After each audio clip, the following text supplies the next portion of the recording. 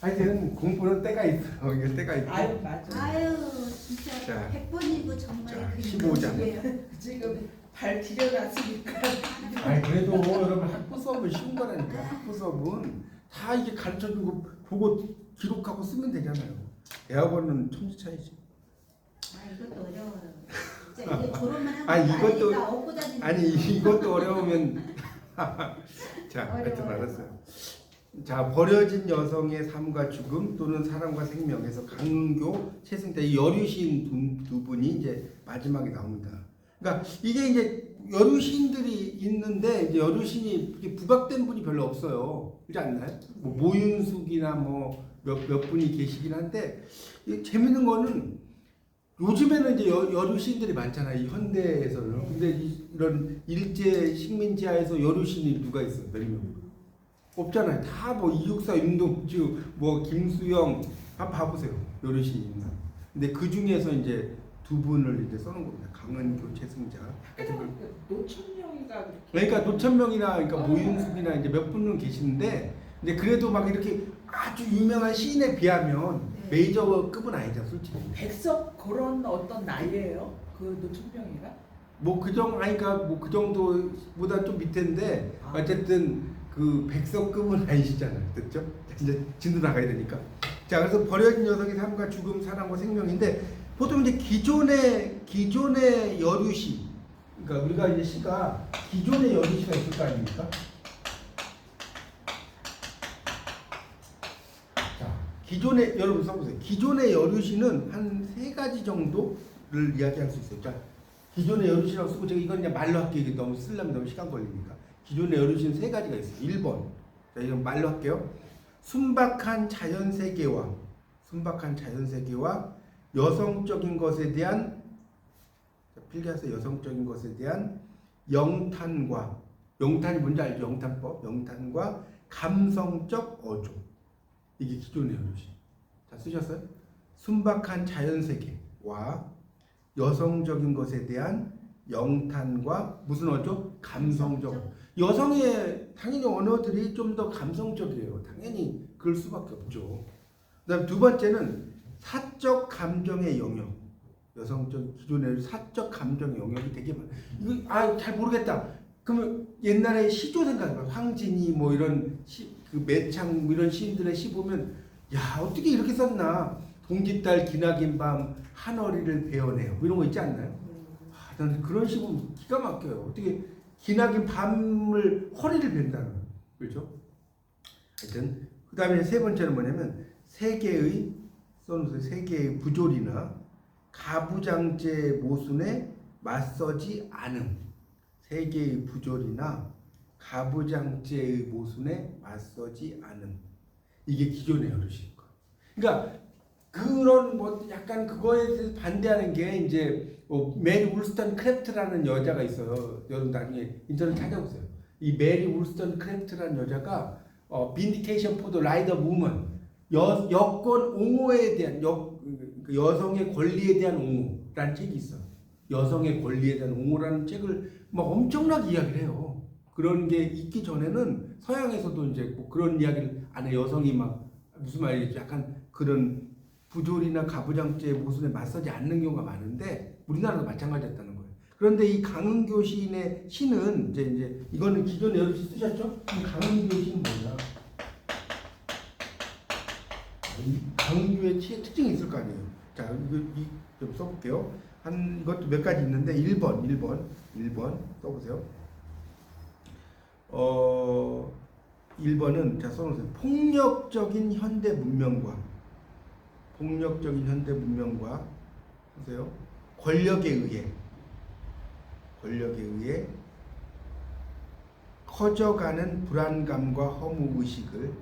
커져가는 불안감과 허무 의식을 자 됐죠? 동양의 전통적인 윤회 사상을 토대로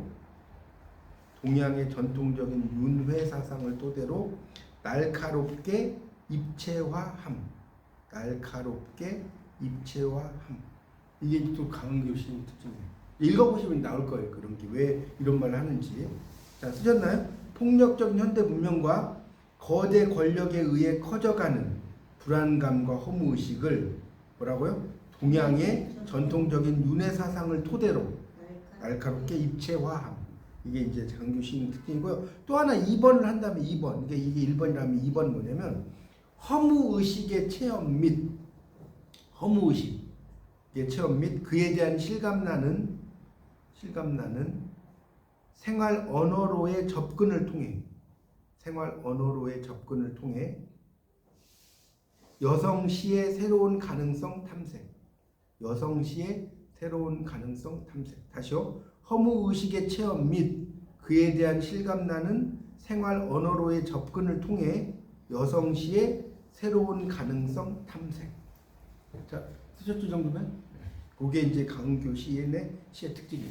그러니까 강은교 시인의 시를 보면 이게 여성의 시이지만 상당히 이게 이제 좀 약간 남성적인 어떤 느낌도 많이 들어가 있어요.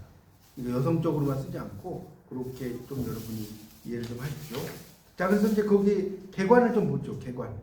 한 장 넘기면 개관 나올 겁니다. 자, 넘기십시오. 자, 강은교와 최승자에 대해서 뒤에서 좀 설명드릴게요. 여성시의 새로운 길을 개척한 그 사람이다. 시의 혼이라는 거예요.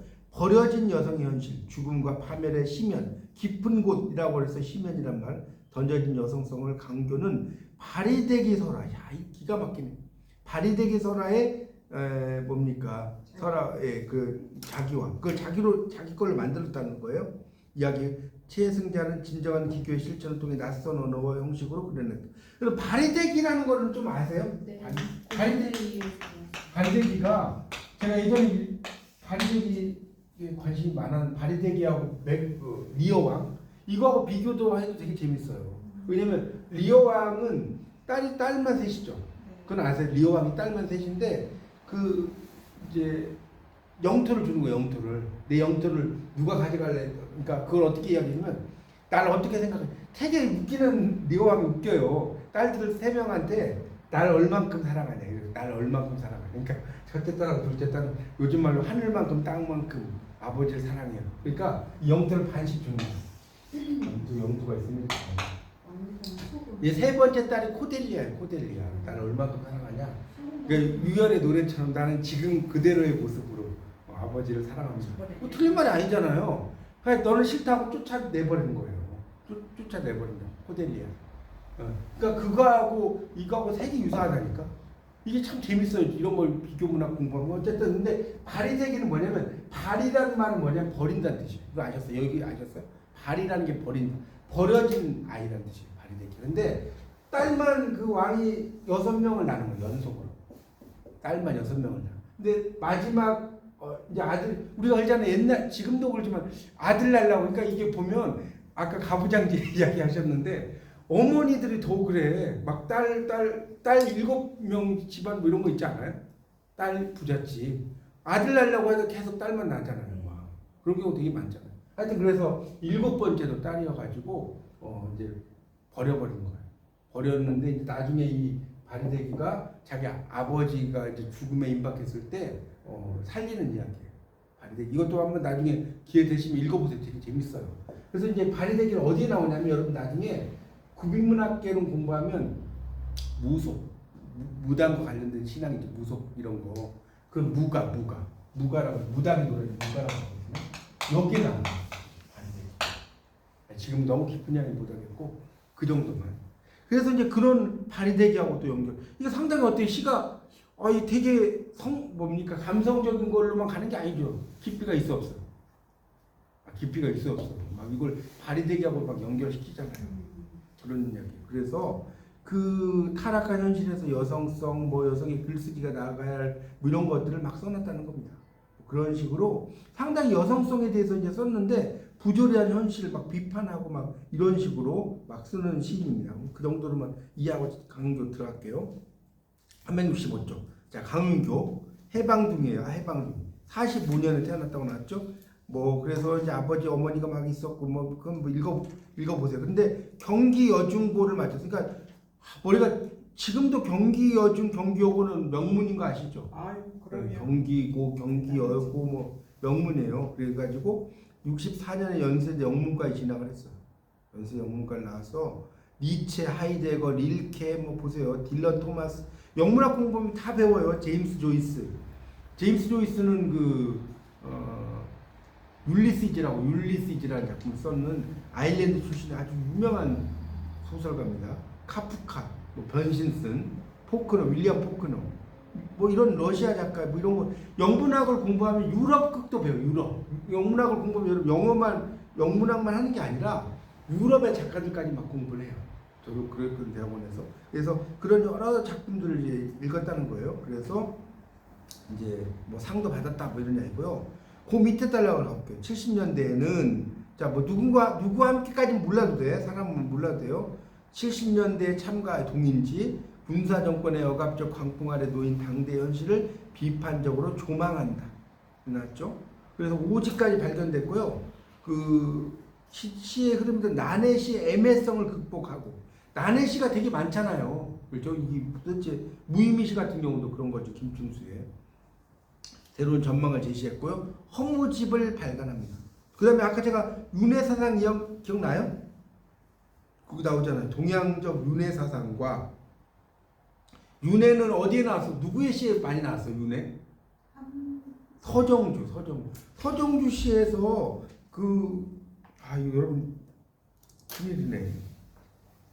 제가 서정주에서 이거 이야기했는데 서정주 씨가 그런 윤회적인 어떤 사상이라든가 이런 게 되게 많다고 했는데 기억이 전혀 안 나세요?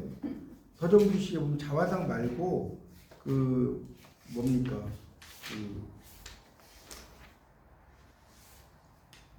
동천도 있고 여기 인연소라죠. 여러분 교재 166쪽 펴보세요. 복습 차원에서 166쪽을 펴보면 그 뒤에 어느 날 모란 꽃잎은 떨어져 누워 메말라서 재가 되었다. 뭐 이런 시 있었죠. 인연소라죠 있잖아요. 그 시가 168쪽에 있잖아요. 모란꽃과 나는 하나의 고정된 실체가 아니라 끝없는 윤회의 한 계기를 상징한다. 전혀 기억 안 나세요? 네. 그 인연 나오잖아요. 윤회가 나오잖아요. 윤회. 그게 여기 연결되는 거예요. 그래서 이 허무집을 발간하고 동양적 윤회 사상과 영매라는 거는 이제 영적인 매개체라는 뜻이에요. 영매. 그런 목소리를 빌려서 세기의 불안과 허무에 대한 예감 이런 것들을 이야기. 그러니까 상당히 여성 시인인데 어때요? 그냥 감성적으로 쓰는 정도가 아니죠. 되게 철학적이고 뭐 이런 식으로 많이 씁니다. 하여튼 그런 의미로 이해하시면 될 것 같아요. 자 넘겨보세요. 넘겨보시고 366쪽을 볼게요. 뭐 앞에는 좀 건너뛰고요. 그래서 이제 두 번째 단락에 보면 366쪽에 넷째 줄 정도 내려가 보면 되셨죠. 거기 뭐라고 나오냐면 1981년 연세대 대학원 박사과정에 입학한 후 82년 동아대 국문과 교수로 부임했고 88년에 뭐라고 나와요? 김기림의 모더니즘 연구로 박사학위. 김기림은 이 바다와 나비라는 시를 썼다고 그랬죠. 김기림은 무슨 시로 유명해요? 김기림. 이미지. 그렇죠. 이미지인데 정확히 말하면 주지시라고 합니다. 주지시. 지성에 호소하는 시. 주지시, 주정시가 감성에 호소하는 시고요. 주지시는 지성에 호소하는 시입니다. 이렇게 이해하십시오. 나중에는 바다와 나비라는 작품 보면 정말 잘 만들었어요. 어쨌든 그래서 이제 뭐 상상력을 많이 썼다 이런 정도 이해하면 될 것 같고요. 그래서 이제 오른쪽 볼게요. 오른쪽 367쪽. 그래서 이제 뭐 교수 생활을 하면서 이제 시도 이제 많이 썼다 이렇게 이해하면 될 것 같고요. 그래서 여기 보세요. 시도 많이 썼어요. 거기 보면 367쪽 보세요. 거기 두 번째 단락을 볼게요. 시인의 소작으로는 거기 찾으셨죠. 뭐 허무집부터 해가지고 보세요. 2007년 그 푸른 추억의 서다 등 10여 권 이상의 산문집이 있다. 나오죠. 뭐 그런 시인입니다. 자, 그 다음에 이제 최승자는 여기서 마찬가지. 여러분 꼭 제가 다시 말씀드리지만 이은상하고 이병기 이렇게 나왔잖아요. 한 챕터에 2명의 또는 3명의 시인이 나오면 두 사람의 시세계를 비교하는 건 무조건 나와요. 그러니까 어떻게 나오고 있어요? 여기서 다음 중 여러분이 이제 출제자라면 강은교 시인의 시적인 세계에 대한 설명이 아닌 것은 또는 최승자 시인의 시적 세계에 대한 설명이 아닌 것 무조건 나오겠어 안 나오겠어? 무조건 나와요. 25문제. 그러니까 잘 보십시오. 자, 최승자 자, 367쪽입니다. 세 번째 단락. 자, 연기에서 태어난 충남 수도여고를 졸업하고요. 고려대 동문과 입학을 했는데 자, 박정희 군사정권에 의해서 이후로 블랙리스트에 올랐다가 폐학 처분을 받아 졸업을 못했다는 거죠. 그래서 이제 그리고 나서 대학의 제도권에서 학습권을 박탈당한 시인은 367쪽 마지막 단락이에요. 출판사 편집부에 근무하며 실존적 홈리스 상태에 놓인 자에 대한 관찰, 표현 이런 걸 이제 그 시에다 썼다는 겁니다. 그러니까 좀 약간 색깔이 다르죠. 한 분은 뭐 박사학위까지 받았고 뭐 대학에서 이제 학생들도 가르치는 분이고 한 분은 그 뭡니까 그 블랙리스트에 올라버렸잖아요. 지금 그런 완전히 색깔이 다르잖아요. 368쪽 보세요. 그래서 이제 뭐 어쩌고저쩌고 이제 썼다는 거예요. 그러다가 자 다른 건 좀 건너뛰고요. 368쪽의 마지막 단락. 1993년에 시인은 미국 아이오와대 창작 프로그램에 참여하고 그때의 심정을 언제나 아늑한 평온함, 아름다운 곳에서 서글픈 느낌을 받는다라고 적었다. 여기 나오죠. 그래서 이제 그런 어떤 그러니까 약간 불행하고 비참하고 이런 것들을 시로 썼다고 이해하시면 될 것 같아요. 자, 그래서 369쪽으로 가면 369쪽 볼게요. 자, 모험적이며 건강한 내면의 훼손은 시인에게 현재도 치유되지 않는 정신병, 이걸 이제 우리가 트라우마라고 해요. 트라우마 들어보셨죠? 외사무 스트레스라고 해서 트라우마란 말 많이 쓰잖아요. 그래서 삶의 욕망으로 남성 여성 구분할 것 없이 지상의 사람들에게 존재하는 페미닌적 요소. 그러니까 페미닌이라는 게 여러분 이제 이것도 좀 설명 좀 할게요. 그러니까 우리가 페미니즘이라는 말 들어보셨죠? 페미니즘. 이 페미닌. 그러니까 페미니즘이라 페미니즘이라고 쓰자. 그럼 이게 우리말로 뭐예요? 페미니즘이라는 말 들어봤잖아요. 네. 우리말로 하면 이야기해보세요. 우리말. 네? 여성 뭐라고? 여성적이 아니라 이제 정확히 설명드리면 여권 옹호주의라고 해요. 우리말로. 근데 우리말로 번역하는 것보다 페미니즘이 훨씬 더 멋있어 보이죠? 그래서 페미니즘을 쓰는 거예요. 그러니까 여성주의라고 하면 안 되고 여권 옹호주의, 여성의 권리를 인정하는 거. 그걸 페미니즘이라고 합니다. 그러니까 페미닌이라고 옛날에 염색약 중에 아름다운 갈색 머리에 페미닌이 있지 않았어요? 지금도 있나? 이거는 여성 그런 뜻이에요. 이거에 이제 한국어가 페미닌. 아시겠죠? 참고로 알려주세요. 자, 그래서 이제 페미닌적 요소를 시의 주조음으로 끌어들이는 계기가 됐다는 건 여성 시인이다 보니까 이제 그렇다는 겁니다. 그래서 좀 내려가면 내면의 분열증을 겪는 와중에 찾아온 평화 안정을 허한 시간들이 밀려온다. 삶도 죽음도 없는 유무를 넘어선 허허가 밀려온다. 유유무무의 총체를 넘어서 무한한 자유로 표현함으로써 이렇게. 그러니까 상당히 여성 시인인데도 상당히 철학적이죠. 뭐 허허 이런 말도 나오고 막 나오잖아요. 유유무무. 그러니까 있음과 없음 이런 것들이거든요. 그런 것들에 대한 이야기들을 쭉 써놨습니다. 자, 이 밑에 보면 시집도 어때요? 상당히 많이 써놨죠. 여성 시의 가능성을 높였다. 자, 작품 세계로 넘어가겠습니다. 이제 강은교부터 이제 나와요. 이제 강은교부터 보세요. 자, 강은교 시인부터 이제 하나씩 보고 이제 넘어갑니다. 강은교 시인은 허무 의식에서 생명 충동으로의 길. 강은교 이렇게 나왔네요. 자, 그러니까 처음에 허무집, 허무하다. 우리 뭐 성경에도 보면 헛되도다 뭐 이런 말 나오지 않나요? 뭐 그런 것처럼 뭐 불교에서도 인생 무상 뭐 이런 거 나오는 것처럼 허무라는 게 되게 많이 나오잖아요. 그래서 시집 제목대로 폭력적인 현대 문명과 거대 권력에 의해 커져가는 불안감을 이제 아까도 입체가 있다고 나오죠. 그 이야기 설명이 여기 나오는 겁니다. 그래서 무한 천공이에요. 그러니까 무한 한계가 없는 천공은 하늘이라는 뜻이에요. 그러니까 무한 천공은 한계가 없는 하늘이라고 이해하시면 돼요. 무한 천공을 하니까 말이 되게 어렵잖아요. 한계가 없는 하늘 이렇게 써놓으세요. 그럼 좀 더 이해가 쉬울 것 같아요. 그래서 바람 겹겹이 사람은 혼자 펄럭이고 우리나라의 아름다운 여자들이 떨어져 뭐 이런 식으로 막 쓰고요.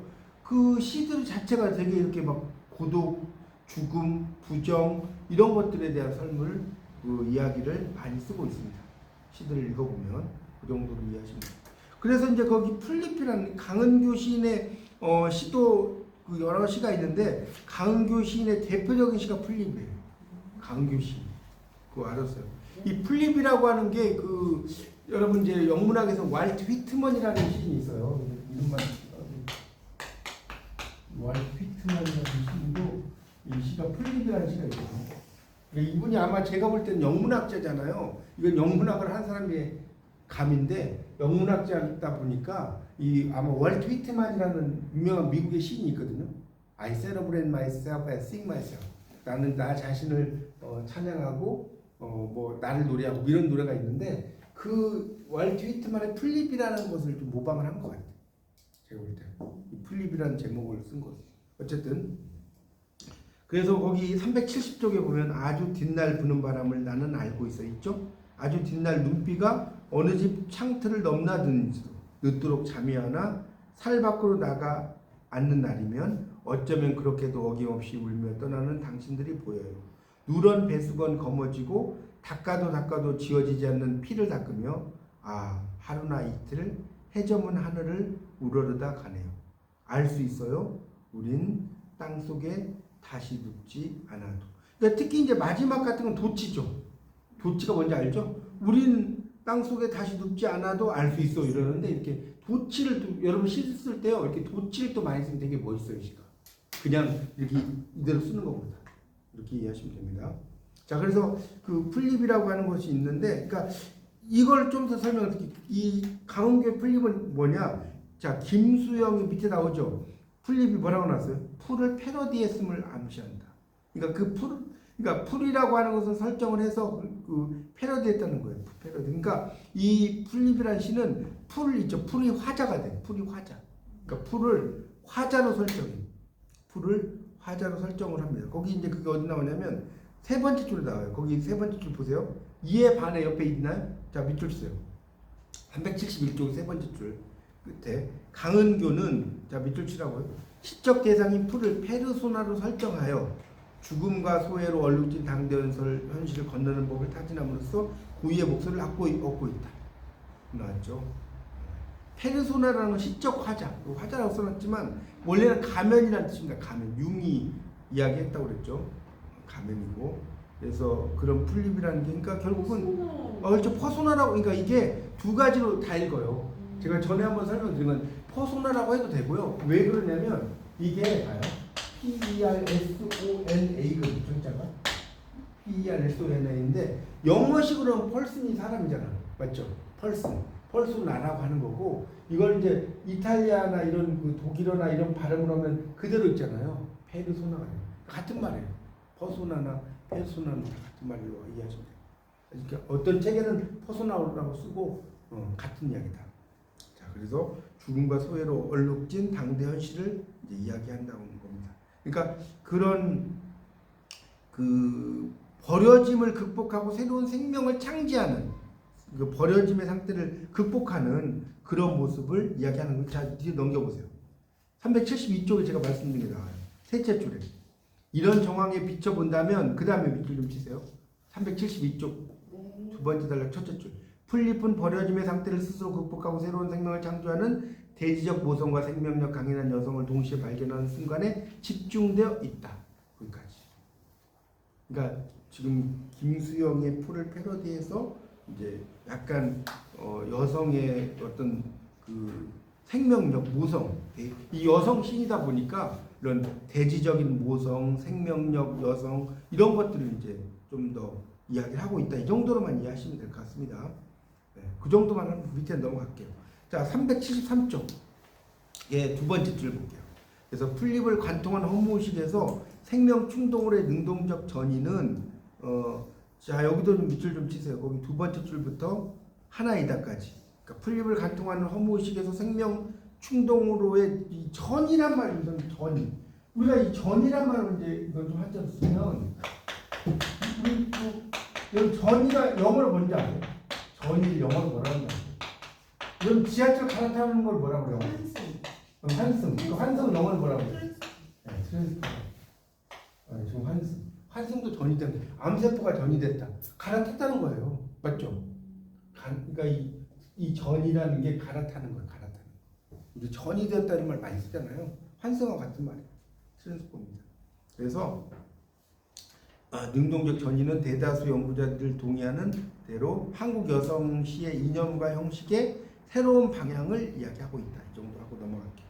자, 그 다음에 이제 그 정도 하고 이제 넘어가고 끔찍한 모더니티에 맞서는 진정성의 기교 최승자로 넘어갈게요. 최승자. 이제 지금 강은교는 설명을 드렸어요. 최승자. 그 다음에 뒤로 가면 원문이 나오니까 그때 볼게요. 자, 최승자는 자, 즐거운 일기에서 시에 대해 말하기보다 시로 하여금 말하게 하는 것이 부조리하고 폭력적인 시대 현실에 맞서는 시인의 참된, 그러니까 여러분 생각해 보세요. 강은교 시인보다는 최승자 시인이 좀 더 폭력적 현실에 맞서겠죠. 왜? 자기는 블랙리스트에 올라왔고 퇴학당했고 이러기 때문에 훨씬 더 그런 게 많다는 거예요. 그러니까 하여튼 여러분 예를 들어서 시험에 강은교 시인의 시에 대한 설명이 틀린 것은 있는데 뭐 폭력적 시대 현실에 맞서는 어쩌고 나오면 최승자라고 그렇게 이해하면 된다고. 그리고 그 정도만 객관식이니까 그렇게 아시면 된다. 하여튼 이제 그런 것들을 이해하시면 될 것 같고요. 그런 최승자 시인은 그런 폭력적인 것에 이렇게 비판하는 그런 것들이 상당히 많다는 겁니다. 그래서 거기 374쪽을 보세요. 374쪽을 보시면 첫째 줄의 끝에 그는 일상의 언어를 파괴하고 혼란시킴으로써 나오죠. 우리의 삶의 기초를 이루는 파편화된 모든 조각처럼 됐다는 거예요. 현대의 상태와 작져진 훼손된 삶을 비춰내고 그다음에 파시즘 아까 이 결속이라는 말을 했어요. 파시즘에 강타당한 개인의 내부 파열. 보세요. 10조 최승자는 읽어보면 시인은 파편, 파시즘 파자가 되게 많지 않나요? 파편화, 그렇죠? 파시즘, 파열 다 이 최승자예요. 그렇죠? 그렇게 이해하면 돼요. 그럼 쉽잖아요. 그래서 셋째는 진정한 의미의 박탈당한 넌센스에 불과한 지배 이데올로기를 교란하고자 했다. 이런 식으로. 하여튼 그러니까 상당히 그 삶에 대한 비판을 상당히 많이 쓰고 있다. 이렇게 이해를 하시면 되겠습니다. 374쪽. 그래서 거기 즐거운 일기라는 시가 하나 있죠.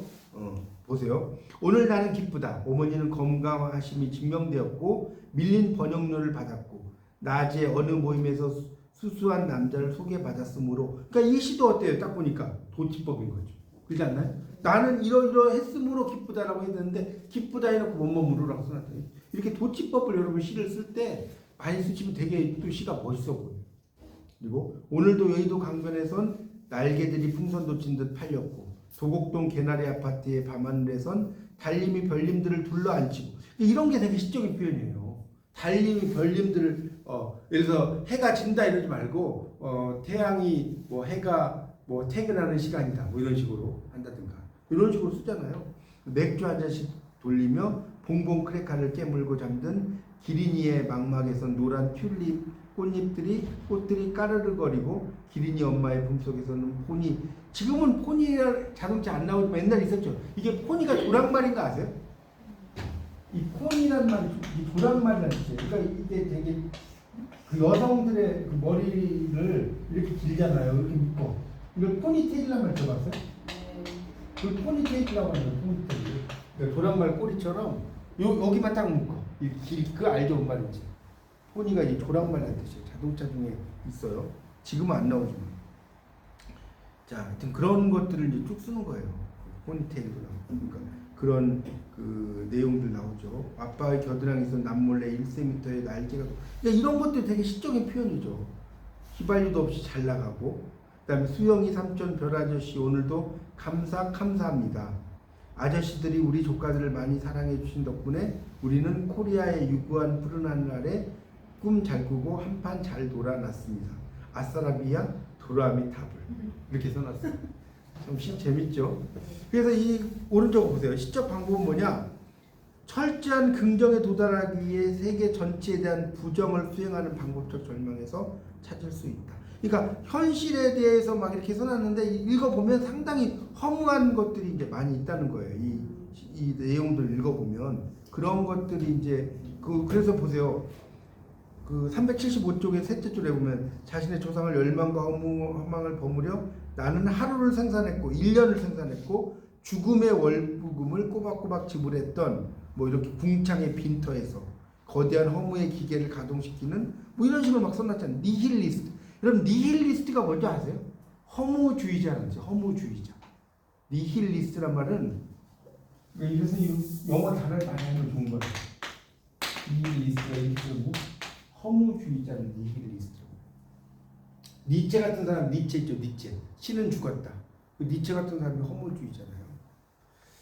자 그렇게 이해를 하시면 됩니다. 그래서 이제 그런 그 현실에 대한 부정 이런 것들을 많이 이제 쓰고 있는데 자 좀 내려가다 보면 자 이런 거에 비하다 보면 375쪽의 밑에서 한 7째 줄부터 볼게요. 찾으셨죠? 즐거운 일기는 어딘지 가벼워 보여. 읽어보면 좀 가벼워 보이죠.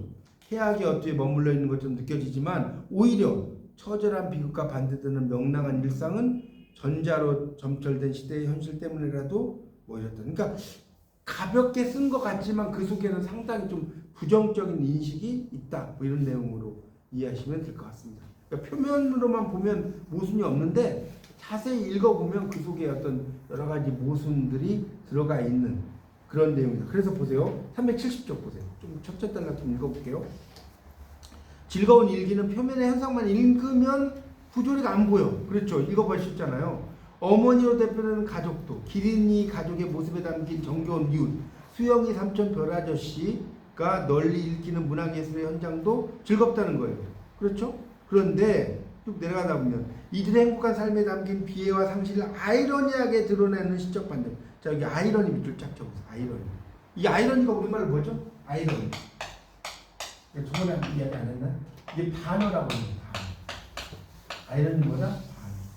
자 역설. 역설은 영어로 뭐라고 한다? 해석을. 그러면 자 다시 한번 복습. 역설과 아이러니 뭐가 다르다? 뭐가 달라요? 잊어버리셨죠? 역설은 표면적으로 반대예요. 예를 들어서 작은 거인 한번 써보세요. 여러분 작은데 거인이 될 수 있어요? 작은 거인. 찬란한 슬픔의 뭐. 찬란한데 슬플 수 있어요? 개념 알아들으시겠어요? 앞뒤가 안 맞다고. 찬란한데 어떻게 슬프냐고요. 작은데 어떻게 거인이냐. 근데 아이러니는 뭐냐면 겉보기에는 틀린 게 없어. 예를 들어서 공부를 애들이 집에 왔는데 안 하고 TV 보고 앉아 있어. 뭐라고 그래요? 네? 잘하는 짓이다 이러지 않았어요? 그런 말 안 해요? 잘하는 짓, 잘한다. 잘한다는 거예요? 못한다는 거예요? 못한다는 거지. 네. 그러니까 이게 바라라. 그러니까 겉으로 볼 때는 이게 잘못된 게 없잖아. 잘한다가 잘못된 건 없어. 근데 그 말이 아니라 잘한다 했는데 아 우리 잘하고 있어 이러면 뭐 날라가겠죠. 그런 이야기란 말이에요. 그러니까 이 아이러니는 그 자체의 의미는 잘못된 게 아닌데 그 반대를 이야기하는 거고 역설은 그 자체가 애초에 잘못됐어. 이거 되게 중요한 거라니까. 여러분 이걸 가지고요. 상에 올라가잖아요. 역설 한 20장, 아이러니 20장 이렇게 가는 거예요. 그게 국문학 공부가 그래요. 지금 이제 1학년, 2학년 때는 이렇게 한 조금만 알면 되고 학년이 올라가면 막 이제 이거에 가지고 막 그렇게 되는 거예요. 어쨌든 됐죠? 그렇게 이해하시면 됩니다. 그래서 겉보기에는 되게 풍요로워 보이는데 내면을 들여다보면 그렇지 않다는 거예요. 그렇게 이해하시면 될 것 같습니다. 뭐 읽어보면 뭐 쭉 설명드릴 그런 이야기들이에요. 뭐 그 정도만 알면 돼요. 자, 작품 원문 및 해설 377쪽. 여러분 하여튼 이 실온 공부를 할 때는요, 다시 한번 이야기하자면 모든 걸 다 읽으려고 하지 마세요. 모든 걸 읽으려고 하지 말고 이게 보면서 이게 어떤 특징을 가지고 있는지 그 정도만 알아도 문제 푸는데 크게 지장 없어요. 자, 377쪽에 산 것들에 대한 가난에 대한 역설적 풍요, 강은교 국어라는 한 여자를 위한 노래라고 해서 시가 상당히 많이 나오죠. 여기 보면 나옵니다. 한번 볼까요? 국어라는 한 여자를 위한 노래. 우리는 언제나 거기서 머리를 조아리고 있었다. 혀와 혀를 불붙게 하며 눈물과 빛과 빛을 싸우게 하며 다정한 고름 속에 오래 서 있은 허리를 무너지게 하며 황사 날아가는 무덤 가장자리에서 그곳 천정은 불붙은 태양이었고 바닥은 썩은 이빨의 늪이었다. 싸우는 이마 갈피로 등뼈 갈피로 종이 울렸다. 뭐 이렇게 쭉 이야기를 하고 있죠. 넘어가 보세요. 그러다가 자, 이 378쪽입니다. 두 번째 그 연을 볼게요. 돌아오지 않았다. 누군가 굳은 피 한 점 던질 때까지, 누군가 쓸데없는 제 죽음 하나 내버릴 때까지, 우리가 헌 그 죽음 있고 검은 종소리 한 겹 듣지 않을 때까지, 아이 돌아오지 말라 사랑하라 그대 아버지가 그대에게 앵기는 독, 그대 나라가 그대에게 먹이는 독, 물의 독, 공기의 독, 흙의 독. 다만 우리는 머리를 조아리고 있었다. 여기서 한 고름에 다른 고름을 접붙이며 즐겁게 할 일은 그뿐.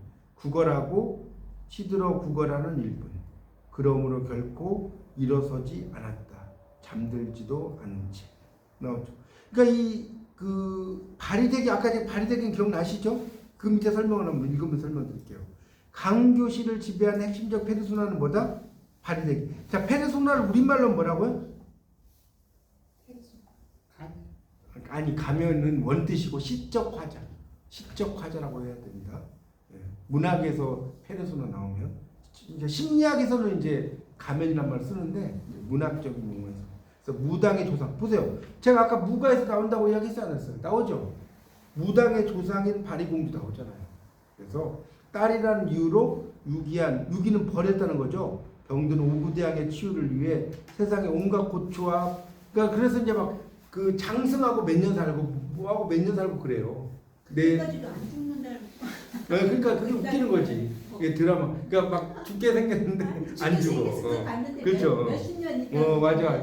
그러니까 좀 앞뒤가 안 맞는 게 많아요 원래. 맞아.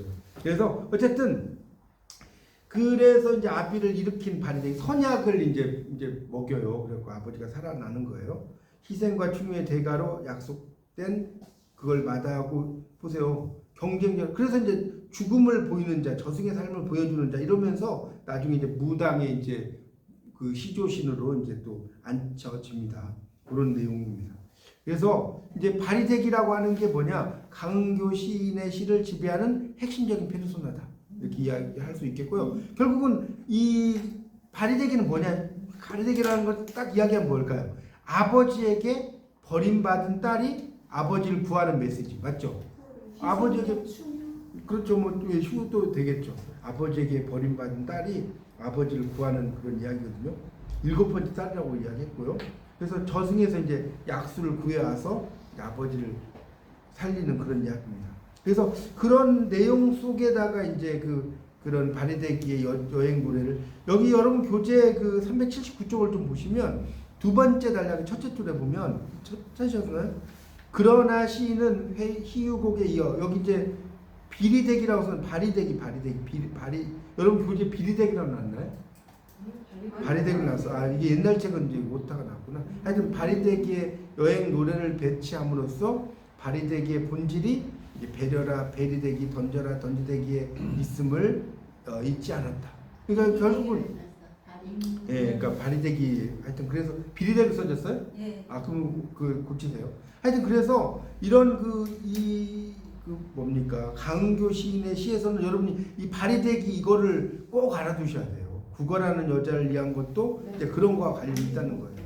그런 내용으로 쭉 있습니다. 하여튼 이걸 다 읽을 수는 없으니까 그런 내용들로 이 시 속에는 들어가 있다. 그렇게 이해하면 될 것 같고요. 381쪽에 시의 시대 현실의 비판과 새로운 생명의 감싸안음, 강교의 이제 스밀이라는 표시가 있어요. 이제 스밀. 스며든다는 뜻이야. 스밀이라는 것은. 그러니까 결국은 이 시는 어떤 의미냐면 이 땅이 있어. 땅. 보통 이제 우리가 하늘은 남자 이렇게 돼 있잖아요. 우리가 노자나 이런 책 보면 땅은 여자 이렇게 되는데 그래서 땅은 뭐냐? 폭력적인 권위에 의해서 죽임당하는 곳이다. 이 시를 읽어보면 그런 이야기예요. 이 시가 되게 좀 독재에 반대하는 뭐 이런 거 그런 시라고 보시면 되는데 거기다 좀 써놓으세요. 이 시는 땅은 폭력적 권위에 의해 죽임당하고 쫓겨난 약자들의 뭐가 있어요? 원한과 슬픔의 정서가 깊이 배어있는 죽음의 장소. 다시요. 땅은 폭력적 권위에 의해 죽임당하고 쫓겨난 약자들의 원한과 슬픔의 정서가 깊이 배어있는 뭐의 장소? 죽음의 장소. 여러분 이 정도 이야기하면 대충 아시겠죠? 우리나라 보세요. 막 그 폭력에 막 이렇게 반대해서 막 돌아가신 분들 많아요, 안 많아요?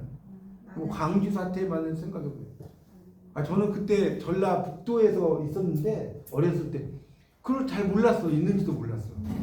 근데 엄청났죠. 그 광주 사태에 대한 그것도 되게 민주화 그 운동이라고 하잖아요, 요즘은. 근데 거기에 엄청나게 사람 많이 아시죠, 뭔 말인지. 네, 통신도 다 끊었습니다. 화려한 애출인가 뭐 이걸로 영화로도 나오고 막 그랬잖아요. 맞아요. 그렇죠? 그거 생각하시면 좀 이해가 쉬울 것 같아요. 그래서 이게 이제 스미리가 이제 그런 이야기예요. 여기 보세요. 이제 조금만 읽어볼게요. 이제 스미리 언제나 핏물 넘치고 넘쳐. 제가 아까 땅이 어떤 이야기라고 설명드렸죠? 저물녘이면 시뻘겋게 해져가는 이 땅의 스미리. 안개 밟고 가는 이들이요. 발걸음은 가볍고 가벼워. 막 써놨잖아요. 읽어보세요. 뭐 상당히 좀 이 땅의 스미리가 이제 중간중간에 나오는데 읽어보면 뭐 다 그런 이야기들이에요. 제가 뭐 다 시간 관계상 읽지는 못하겠지만 그런 이야기입니다. 그 다음 넘겨보세요. 382쪽. 가슴마다 맺힌 전부 풀어 떠오르는 해 정성 받쳐드리고 스미리가 계속 나오죠. 사냐에 가득 풀포기로 실은 우리의 울음인 까치 소리로 나오잖아요. 그러니까 이게 참 재밌는 게 뭐냐면 이것도 되게 남성 중심적이라고 제가 볼 때는 그런 생각이 들어요. 왜 그런 생각이 드냐면 보세요. 채서의 탈출기 체험문학이라고 하죠. 채서의 탈출기가 1학년 때 공부했죠. 네. 막 그 자기 부인이 막 밀감 껍질 막 먹고 막 아궁이에 던져놓고 뭐 그런 이야기잖아요. 네. 근데 강경의 소금은 체험문학이라는 말 써요, 안 써요? 안 써요. 강경애도 되게 그 강경애의 작품을 보면 소금이라는 작품 막 그 아이를 낳고 막 그 뭡니까 팥뿌리 막 먹고 나오잖아요. 네. 그거 안 쓰잖아. 그 다음에 우리가 김수영이나 또 누구야? 신동엽 시인은 뭐죠? 신동엽 시인은 막 참여시 뭐 이런 걸 막 쓰잖아요. 그런 거. 근데 이 강은교 시인도 이제 이런 시를 써도 그런 이야기를 안 하고 있다. 그러니까 이렇게 보면 되게 좀 남성 중심적인 거 맞아요. 이 시단이든 뭐 이런 것들이. 어쨌든 그건 여담이고. 그래서 여기 보면 80년은 폭력적인 군사정권에 의해 광주 제가 말씀드린 게 나오죠. 이제 옛날에 광주 사태라고 했다가 이제 광주 민족운동으로 바뀌었잖아요. 끔찍한 악몽의 시대. 그거를 이렇게 써놓은 거예요. 근데 이것도 되게 잘 쓴 게 뭐 여기에 막 그 뭡니까 직접적으로 쓰진 않았죠. 말들을 뭐 이렇게 막 뭐 군사 정권 뭐 이런 말 쓴 게 없잖아요. 그걸 이제 시적으로 이렇게 막 써놨단 말이에요. 그런 식으로 그 어떤 슬픔 이런 것들을 잘 써놓은 작품이다 이렇게 이해하시면 될 것 같고요.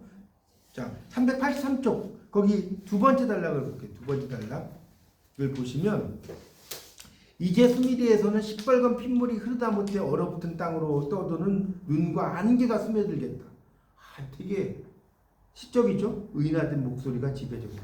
그래서 폭력적 권력에 죽임당하고 쫓겨있는 자들의 장수라고 나오잖아요. 근데 그런 것들을 쭉 읽어보시면 다 써놨다는 거예요. 뭐 제가 다 나머지 안 읽어도 되겠죠. 그런 것들을 써놓은 거고요. 자, 그 다음에 또 넘겨보세요. 넘겨보시면 384쪽에 부조리한 현실에 맞선 버려진 자의 싸움이라는 내용이 있어요. 일찍이 나는이라는 거예요. 이것도 보면 일찍이 나는이 이제 계속 나와요. 불죠? 나와요. 일찍이 나는 아무것도 아니었다. 마른 빵에 핀 곰팡이. 벽에다 누고 또 눈지린 오줌 자국. 그러니까 이런 걸 잘 보세요. 여러분 이거 보면 자 여기서 하나 설명드릴게요. 지금 나는 아무것도 아니었다잖아요. 근데 마른 빵에 핀 곰팡이 이 앞에 나는이 생략된 거예요 지금. 그다음에 벽에다 누고 또 우리 오줌 자국 이 앞에도 나는이 생략된 거예요. 그다음에 아직도 구더기에 뒤덮인 1000년 전에 죽은 시체 있죠. 이 앞에 그러니까 이게 공부를 어설프게 하는 사람은 이게 은유법이라는 걸 모르는 거예요. 무슨 말 이해가요? 이 나는이라는 말을 지금 다 숨겨놨단 말이에요. 이 앞에 지금 일찍이 나는이라고 할 때 나는이 한번 나왔잖아요. 그 뒤에다 안 쓴 거예요. 안 쓴 거일 뿐이지 이건 은유법인 거예요. 나 이꼴 곰팡이, 나 이꼴 오줌 자국, 나 이꼴 죽은 시체. 좀 감이 오세요? 그렇게 돼 있는 겁니다. 그래서 아무 부모도 나를 키워주지 않았다. 쥐구멍에서 잠들고 벼룩에 간을 내먹고 아무 데서나 하염없이 죽어가면서 일찍이 나는 아무것도 아니었다. 자 오른쪽 보세요. 떨어지는 유성처럼 우리가 잠시 스쳐갈 때 그러므로 나를 안다고 말하지 마라. 나는 너를 모른다. 나는 너를 모른다. 너 당신 그대 행복. 너 당신 그대 사랑. 내가 살아있다는 것 그것은 영원한 루머라는 거는 이제 헛소문, 풍문이라고 그래. 풍문. 루머라는 RUMOR 루머에 지나지 않는다. 이런 시입니다. 그래서 이제 이 시가 보면 어떤 이 시도 읽어보면 어때요? 이 자아의 비극을 거기다 좀 써보세요. 자아의 비극은 이 시에서 던져주는 메시지는 뭐냐면 자아의 비극은 이거 그냥 풀게 안 하고 말로 할게요. 역사와 사회 현실로부터 강제된 것. 강제한다는 말 들어봤죠? 네. 자아의 비극은 역사와 사회 현실로부터 강제된 것. 이걸 이야기하고 있다. 그걸 이야기하고 또 하나는 이 시에서 가장 큰 특징은 비극을 뭘로 이야기하냐? 바로 병치라는 거예요. 이걸 좀 설명해 주세요. 병치.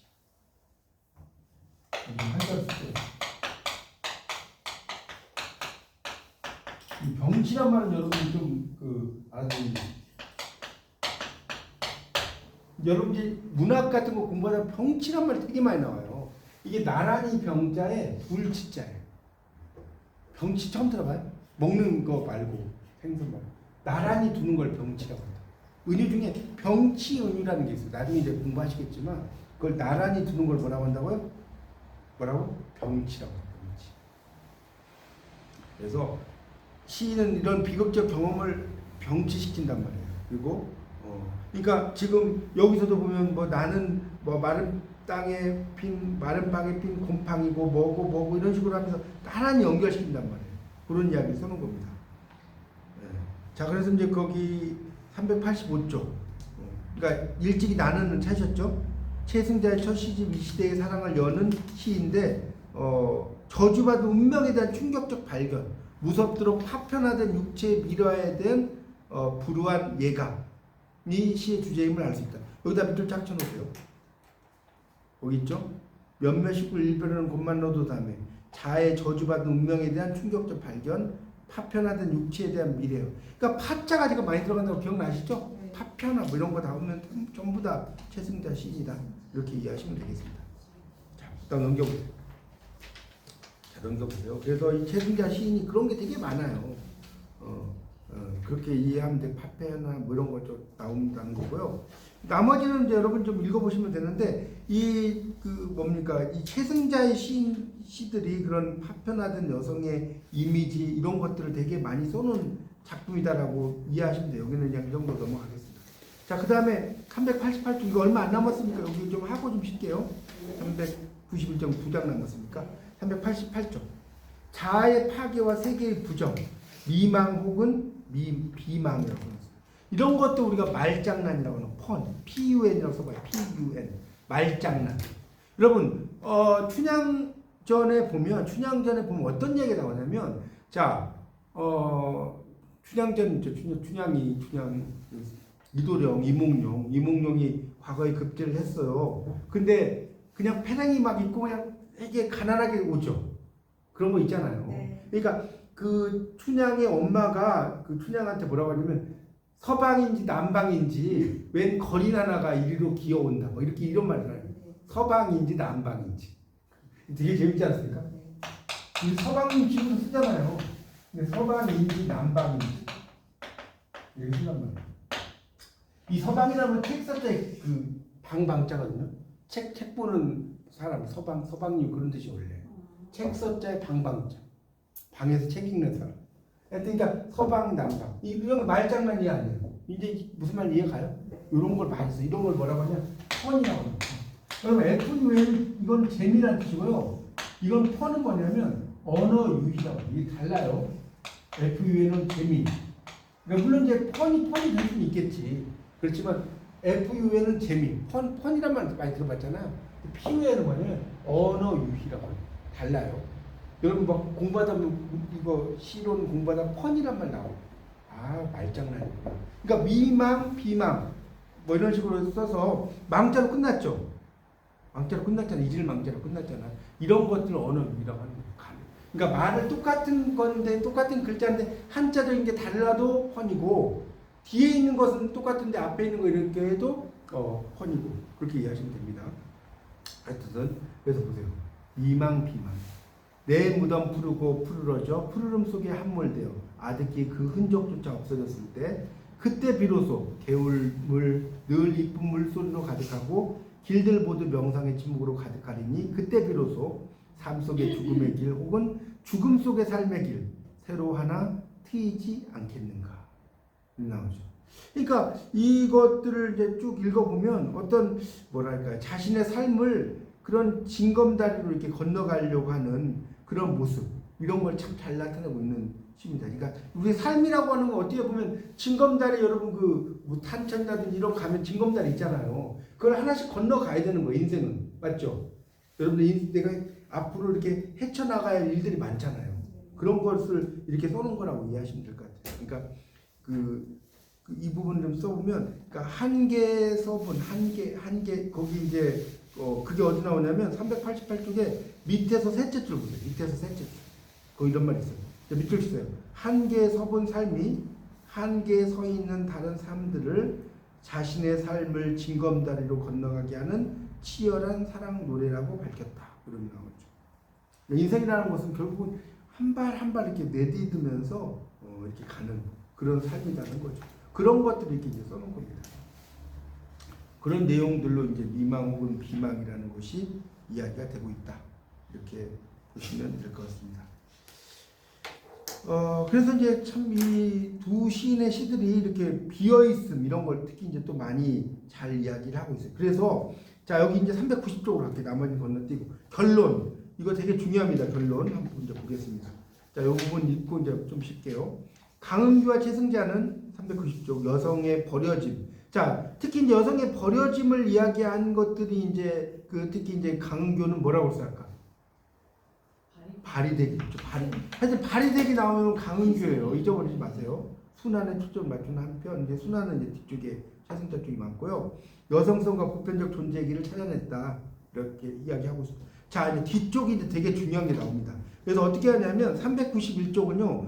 첫 번째 단락을 네모를 치세요. 네모. 제 말대로 해서 네모 치고 강은교에다 동그라미 쳐놓으세요. 동그라미.